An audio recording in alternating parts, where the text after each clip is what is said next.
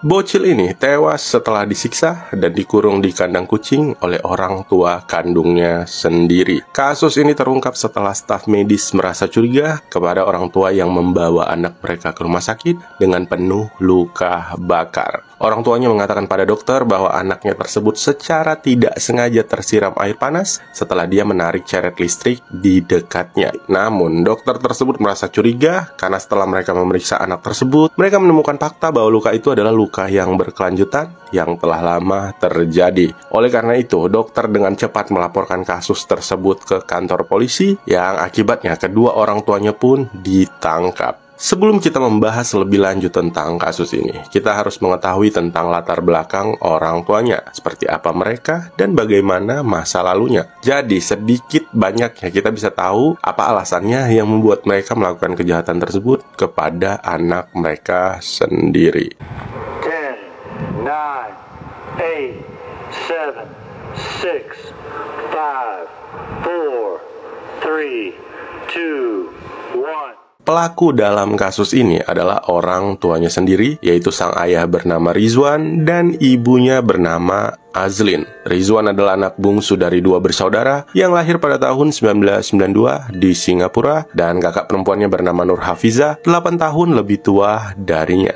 Rizwan terlahir dari keluarga disfungsional dengan latar belakang ayah yang tidak diketahui, sementara ibunya sibuk dengan kehidupan pribadinya sehingga mengabaikan kehidupan anak-anaknya. Setelah 2 tahun hidup bersama kakaknya, Rizwan kemudian pindah ke rumah tantenya, yaitu adik dari ibunya, di mana dia juga menjadi kesayangan neneknya yang selalu memanjakan dengan memberinya apapun yang dia butuhkan. Rizwan dikatakan sebagai anak yang sulit untuk dibesarkan dan dipahami, dan diketahui memiliki IQ yang rendah. Neneknya menganggap Rizwan sebagai anak yang bodoh, sementara pamannya merasa dia sulit dimengerti karena dia selalu berbicara dengan cepat dan kalimatnya tidak beraturan. Rizwan juga tidak berprestasi di sekolahnya, di mana dia akan membolos kelas atau sekolah agar bisa pergi bermain. Dia juga selalu gagal dalam setiap mata pelajarannya, serta merasa senang ketika dia mendapatkan nilai 0 saat ujian. Selain itu, dia juga tidak memiliki inisiatif untuk mengerjakan PR sekolahnya dan selalu memaksa tantenya untuk mengerjakan PR-nya tersebut. Dan ketika tantenya tidak mau melakukan permintaannya itu,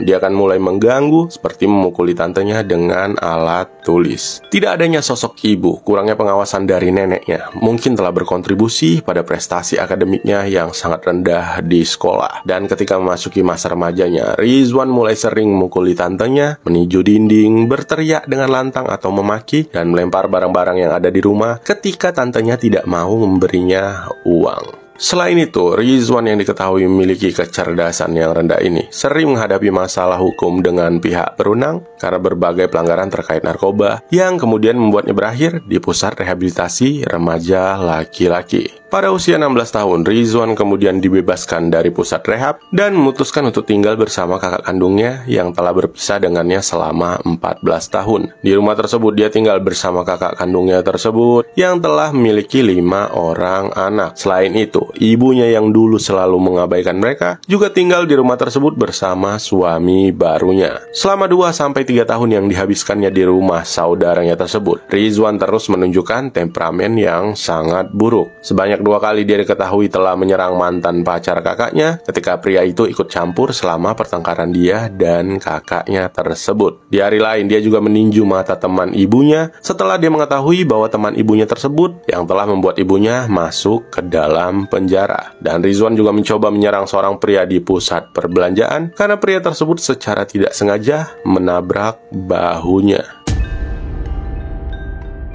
Ada sebuah pepatah mengatakan bahwa pasanganmu adalah cerminan dari dirimu sendiri. Dan itulah yang terjadi dalam kehidupan percintaan Rizwan dan Azlin. Setelah dibebaskan dari pusat rehabilitasi, alih-alih bertobat dari narkoba dan menjauhinya, Rizwan malah semakin hidup berdampingan dengan orang-orang yang menggunakan narkoba, dan tentu saja dia menggunakan untuk dirinya sendiri. Disinilah dia bertemu dengan seorang wanita muda yang diketahui juga menggunakan narkoba tersebut. Azlin binti Arujuna adalah wanita muda Singapura yang juga lahir pada tahun 1992. Dia memiliki masa kecil yang tidak bahagia dan selalu dianiaya oleh orang tuanya sendiri. Ayahnya adalah seorang pecandu narkoba, di mana dia telah menghabiskan sepanjang hidupnya di dalam penjara. Sementara itu, dia juga memiliki sosok ibu yang sama dengan Rizwan yang selalu meninggalkan dan mengabaikannya. Karena hal tersebutlah, ketika dia berusia 5 tahun, paman dan bibinya dari pihak ayah memutuskan untuk merawatnya, di mana kakek dan neneknya juga tinggal bersama mereka. Dan di antara mereka, Azlin diketahui berbagi ikatan erat dengan neneknya yang merupakan satu-satunya anggota keluarga mereka yang selalu menunjukkan belas kasih serta cintanya kepada Azlin.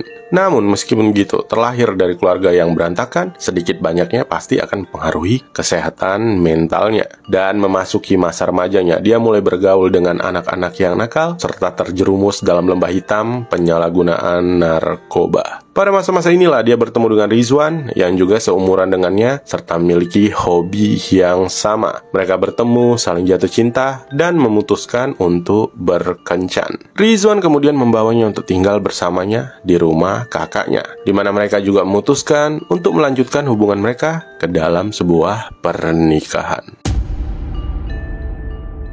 Karena mereka menikah di usia muda dan tidak memiliki pekerjaan, kakak Rizwanlah yang berperan sebagai tulang punggung keluarga untuk menafkahi seluruh anggota keluarga termasuk kedua pasangan tersebut. Walaupun sebenarnya kakaknya udah merasa lelah dengan tingkah Rizwan, ditambah lagi dia juga tidak begitu cocok dengan adik iparnya yaitu Azlin, dia tetap berusaha melewati kehidupannya berdampingan dengan mereka. Selama menjalani kehidupan pernikahan di rumah kakaknya, Rizwan tidak berhenti memiliki temperamen yang buruk. Meskipun terlepas dari kekurangannya tersebut, Rizwan diketahui tidak pernah melampiaskan kemarahan kepada para ponakannya. Dia hanya sering memukul kakaknya dan mulai melecehkan istrinya secara fisik, seperti menendang perut istrinya yang sedang hamil pada saat itu. Selain itu, Rizwan juga diketahui sebagai suami yang tidak setia karena dia beberapa kali ketahuan sedang berselingkuh dengan wanita lain. Hingga suatu hari, Rizwan mencekik leher saudaranya yang sedang hamil karena kakaknya tersebut secara tidak sengaja menendang kaki istrinya yang juga sedang hamil pada saat itu.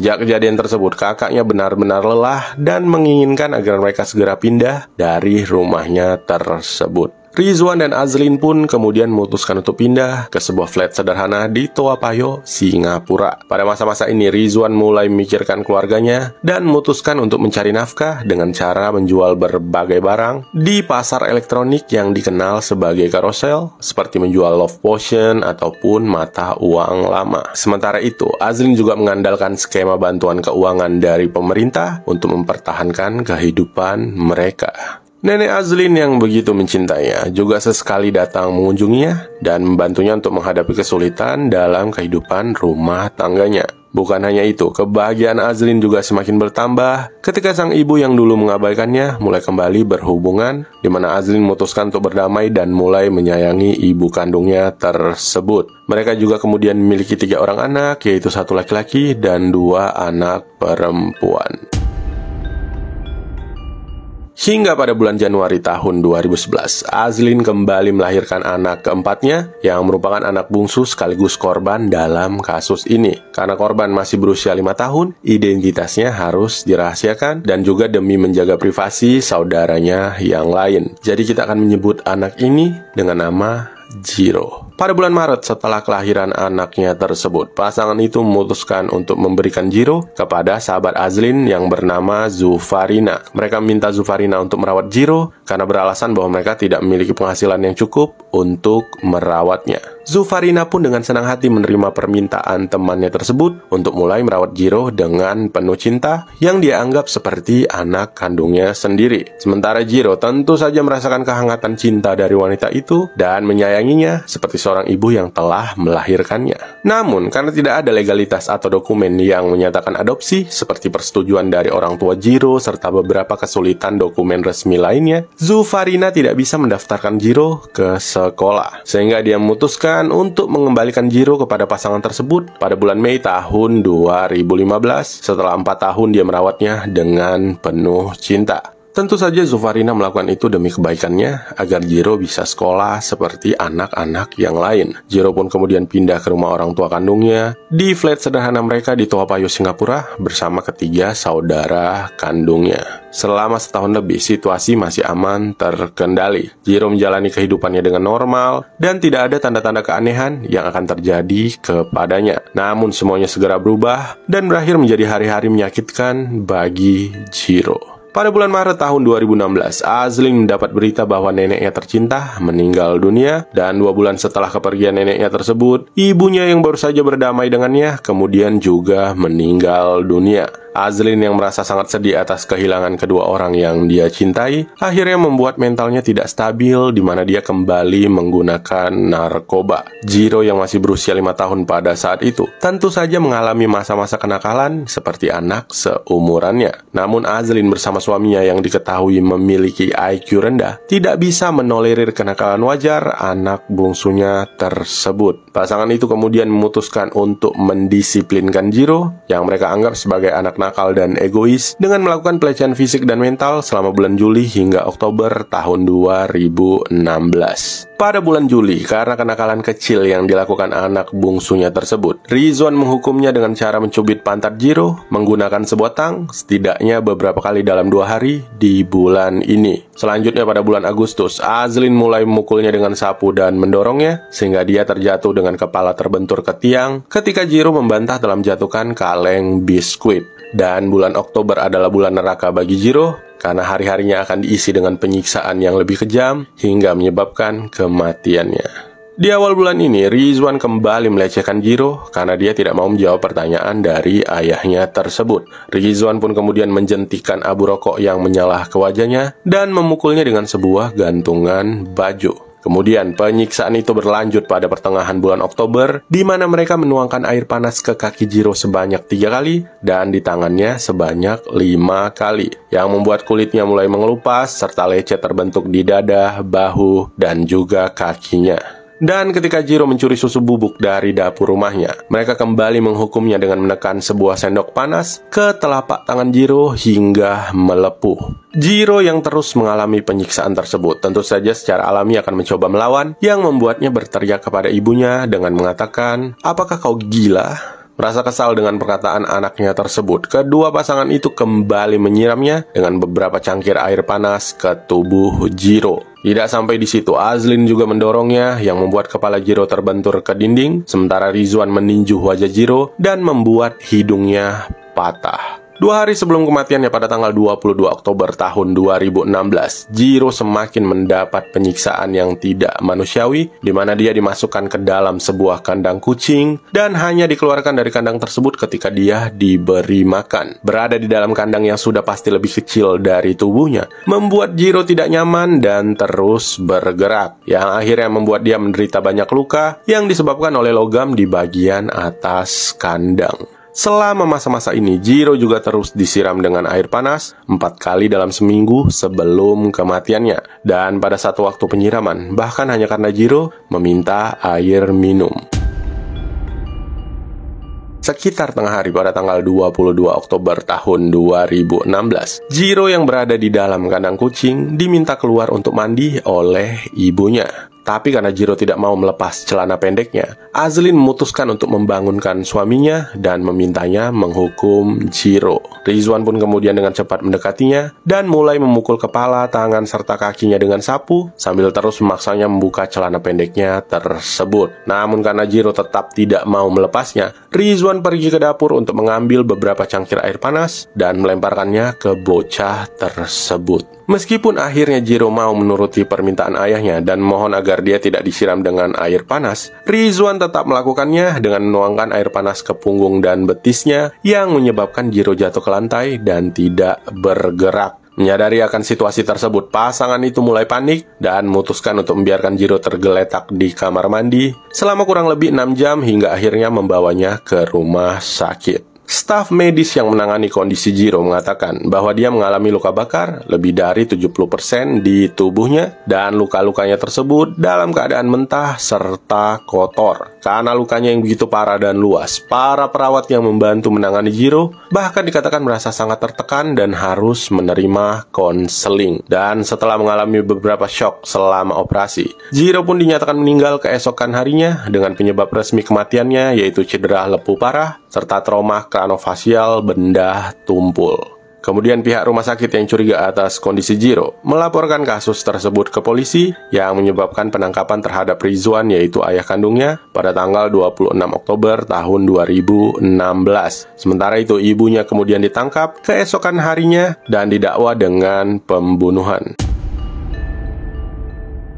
Ketika diinterogasi polisi, kedua pasangan itu membantah telah membunuh anaknya, di mana Azlin mengatakan bahwa itu adalah cara dia mendisiplinkan anaknya tersebut. Dia juga berpikir bahwa luka-luka tersebut akan sembuh dengan sendirinya, seperti pengalamannya dulu sewaktu kecil yang tersiram air panas oleh orang tuanya. Dia juga mengatakan telah berusaha untuk memberikan beberapa pengobatan pada putranya dengan membeli salep di toko obat untuk dioleskan pada kulit yang melupas di lengan dan dada anaknya tersebut. Selain itu, dia juga menggunakan air keran untuk membilas Jiro setelah insiden air panas serta menaruh bedak bayi di dada dan perutnya. Sementara itu, dalam beberapa hari pertama persidangan pada bulan November tahun 2019, ahli patologi dan ahli medis lainnya memberikan bukti mengenai penyebab kematian dan tingkat keparahan luka bakar yang ditemukan pada Jiro. Ahli patologi forensik tersebut bersaksi bahwa penyebab kematian yang paling utama adalah karena luka lepuh yang memiliki ketebalan parsial yang menutupi hampir 75% tubuh Jiro. Luka bakar ini juga dikenal sebagai luka bakar tingkat 2 dan mereka cenderung lebih menyakitkan daripada luka bakar ketebalan penuh atau luka bakar tingkat 3 karena cedera dapat meluas hingga mencapai pembuluh darah yang menyebabkan pendarahan. Selain itu, karena sebagian besar kulit yang berfungsi sebagai lapisan pelindung tubuh telah hilang, itu bisa menyebabkan infeksi terjadi dan Jiro meninggal karena kegagalan beberapa organ yang disebabkan oleh infeksi. Dokter spesialis yang merawat Jiro juga mengatakan di persidangan bahwa ketika dia merawat Jiro di rumah sakit, dia mengamati bahwa bocah itu sakit kritis dengan luka bakarnya yang terlihat kotor serta memiliki banyak puing-puing hitam yang menyiratkan bahwa bocah tersebut belum menerima pembersihan atau perhatian medis dengan segera sehingga kondisinya semakin memburuk. Dia juga mengatakan bahwa itu akan mengancam jiwa jika tubuh seseorang ditutupi dengan luka bakar lebih dari 40% hingga 50% dan seorang anak akan mengalami luka bakar yang lebih serius daripada orang dewasa karena mereka memiliki kulit yang lebih tipis dan juga halus. Kandang kucing yang digunakan untuk mengurung Jiro juga diuji, yang diketahui memiliki panjang 91 cm, lebar 58 cm dan tinggi 70 cm. Sementara Jiro hanya memiliki tinggi sekitar 105 cm yang membuatnya bisa bergerak di dalam kandang tersebut. Dan karena aktivitasnya di dalam kandang, Jiro mendapatkan banyak luka-luka di wajah dan kulit kepala yang disebabkan oleh jeruji logam. Pendarahan juga ditemukan di bawah kulit kepala Jiro dengan banyak gumpalan darah merah dan coklat gelap yang juga berkontribusi pada kematiannya. Rizwan dan Azlin juga dibawa untuk diperiksa kejiwaannya dan psikiater mereka mengatakan bahwa Rizwan memiliki beberapa gangguan mental termasuk explosive disorder dan gangguan penggunaan hipnosis, yaitu suatu kondisi yang terkait dengan penggunaan berulang obat penenang. Psikiaternya juga berpendapat bahwa Rizwan mengalami kelainan pikiran karena gangguan kejiwaan ini yang berasal dari masa kecilnya serta mempengaruhi kemampuan mentalnya. Sementara itu, psikiater yang memeriksa Azlin mengatakan bahwa dia memiliki gangguan penyesuaian dengan suasana hati yang tertekan yang mengganggu tanggung jawab mentalnya pada saat itu. Kondisi tersebut dikatakan berasal dari kesulitan pribadinya, suaminya yang kasar, serta kesedihan yang dideritanya dari kematian nenek dan ibunya sehingga mendorongnya untuk menyalahgunakan obat-obatan terlarang. Yang kemudian pengadilan membebaskan mereka dari dakwaan pembunuhan, di mana Azlin menerima hukuman 27 tahun penjara dengan tambahan 12 bulan penjara pengganti hukuman cambuk. Sementara itu, Rizwan menerima 27 tahun hukuman penjara dan 24 pukulan tongkat. Namun, jaksa penuntut tidak merasa puas dengan hasil tersebut dan memutuskan untuk mengajukan banding. Yang akhirnya setelah beberapa kali sidang dari tahun 2019 hingga 2022, pada tanggal 12 Juli tahun 2022, Rizwan bin Mega Abdurrahman yang berusia 30 tahun dinyatakan bersalah atas tuduhan pembunuhan dan divonis hukuman seumur hidup. Kemudian 3 bulan setelahnya, Azlin binti Arjuna yang merupakan ibu kandung dari korban juga divonis dengan hukuman yang sama, yaitu seumur hidup.